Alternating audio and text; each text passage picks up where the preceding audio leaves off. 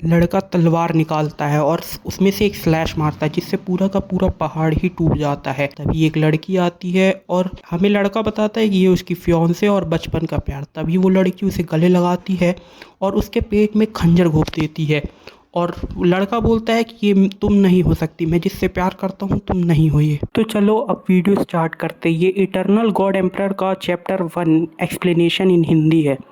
तो आगे बढ़ते हैं। चैप्टर स्टार्ट होता है। तभी एक नरेटिंग वॉइस बताती है कि एंशियंट किताबों में लिखा हुआ है कि मॉर्टल अपनी हार्ट को फ्री कर सकते हैं, और साथ ही साथ एक लड़का दिखाया जाता है जो बोलता है कि मॉर्टल अपने आप हार्ट को फ्री करा सकते हैं। इस मॉर्टल के कल्टीवेशन वर्ल्ड में, दुनिया में जितने भी लॉ हैं वो सारे के सारे सिर्फ मॉर्टल के ऊपर ही काम करते हैं, चाहे नेचर का भी रूल हो।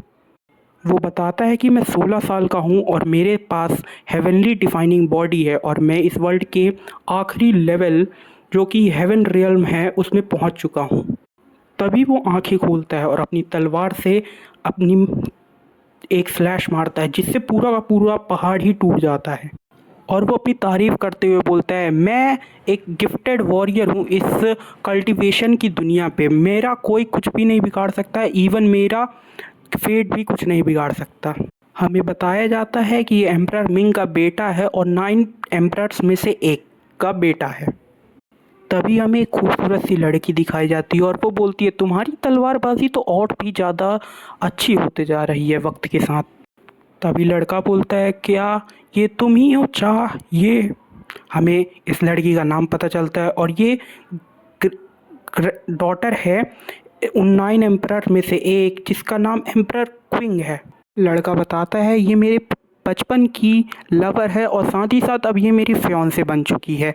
मैं इससे बहुत ज़्यादा प्यार करता हूँ और इस मार्शल आर्ट की दुनिया पे किसी से शादी करना ये बहुत ही बड़ी बात है।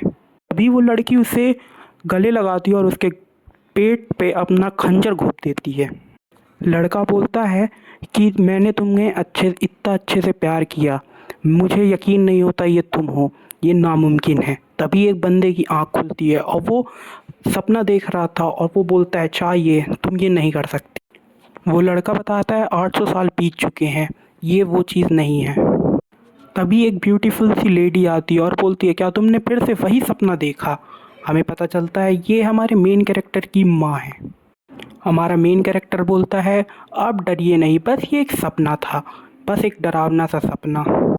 तभी हमें मेन कैरेक्टर की माँ के बारे में बताया जाता है, ये युन वू कमांडर प्रिंस की वाइफ है जो कि कंकुबाइन है। तभी हमें हमारे मेन कैरेक्टर का नाम पता चलता है, इसका नाम चेन है। उसकी माँ बोलती है, तुम जब से पैदा हुए तब से बीमारी हो और तभी से तुम पूरे हमेशा बेड में ही रहते हो। तभी हमें हमारा मेन कैरेक्टर बताता है कि इस लेडी का जो बच्चा है वो 3 साल पहले ही मर चुका है। मैं इसकी बॉडी में रिकारनेट हुआ हूँ और जब से रिकारनेट हुआ हूँ ये मुझे हमेशा केयर ही करती रहती है। और उसकी माँ ड्रिंक में दवाई मिलाते हुए उसे पीने के लिए देती है। तभी हमारा मेन कैरेक्टर बताता है, उसकी पास्ट लाइफ में उसके पास कोई भी मदर नहीं थी, पर अब मेरे पास एक मदर है, इसलिए मैं इस चीज़ को एक्सपीरियंस करना चाहूँगा। उसकी माँ पूछती है, ये चा याओ कौन है असलियत में? ये लड़की, मुझे जानना है। पर तभी बाहर से एक आवाज़ आती है, कोई बोलता है, ये तुम क्या कर रहे हो?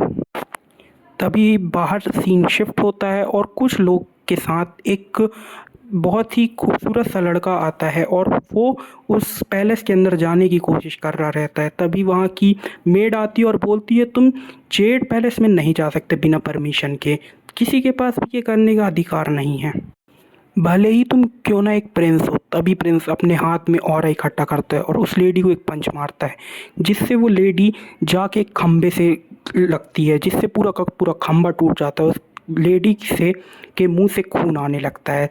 तभी उसकी माँ बाहर आती है और वो देखती है और वो उस लेडी से पूछती है, तुम्हारे साथ किसने किया? और तभी वो देखती है कि ये तो प्रिंस है। तभी हमें पता चलता है कि ये 8th प्रिंस है, son of Yuan commander prince and concubine Shaoyao. तभी 8th प्रिंस बताता है कि ये क्वीन का ऑर्डर है कि अब जेड पैलेस को खाली करना होगा। तभी हमारे मेन कैरेक्टर की माँ बोलती है कि ठीक है मैं कल सुबह कर दूंगी। पर तभी एट प्रिंस बोलता है नहीं, ऑर्डर है, आज ही रात को आपको करना होगा। तभी उसकी माँ बोलती है तुम ऐसा नहीं कर सकते, वो तुम्हारा छोटा भाई है, वो इस ठंडी में मर जाएगा, वो वैसे भी बीमार रहता है। तभी एट प्रिंस कहता है कि इस दुनिया में बहुत से गरीब लोग हैं पर मैं सबकी मदद नहीं कर सकता।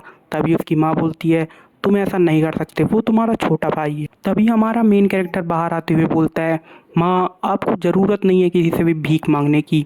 वो बोलता है मैं वापस आऊँगा, प्रिंस तुम देखते जाओ।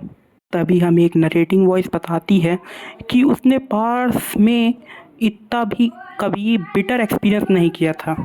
तभी हमें पता चलता है उस मेन कैरेक्टर की माँ के पास अब कोई भी पावर नहीं रह गई है।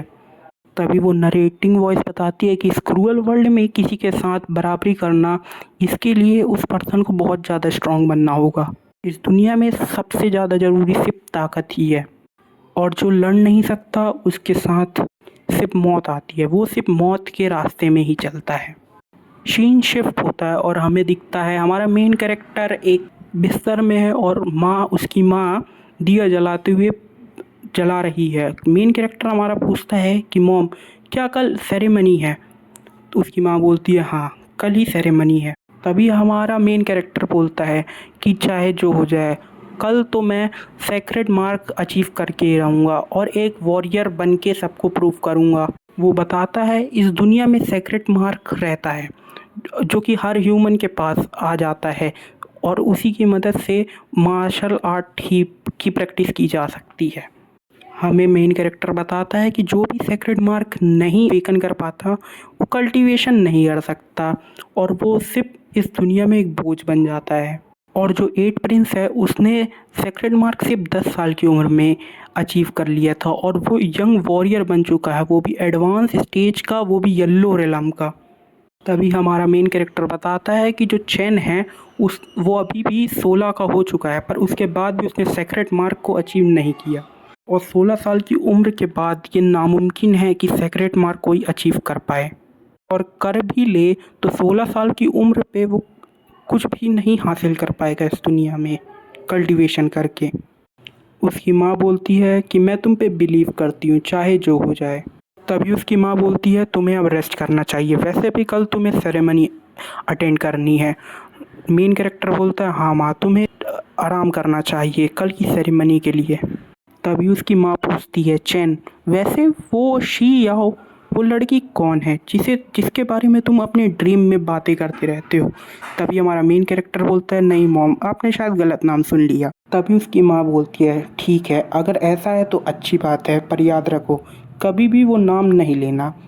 अगर तुम ऐसा करोगे और किसी को पता चल जाएगा तो तुम्हें तभी उसी वक्त मार दिया जाएगा। उसकी माँ बताती है कुछ वक्त पहले इस नाम की एक एम्प्रेस थी ची याओ, उसने 9 एम्परर को यूनिफाई किया था और वो पहली लड़की बनी थी जिसने सेंट्रल एम्पायर में इस चीज़ को किया था।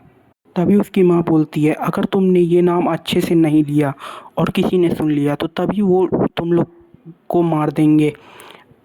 हमारा मेन कैरेक्टर बोलता है आपको चिंता करने की ज़रूरत नहीं है मॉम, मैं ऐसा नाम ही नहीं लूँगा कभी। हमारा मेन कैरेक्टर बोलता है अब मुझे कभी ये नाइटमेयर ही नहीं आएगा। वीडियो ख़त्म होती है। Please subscribe.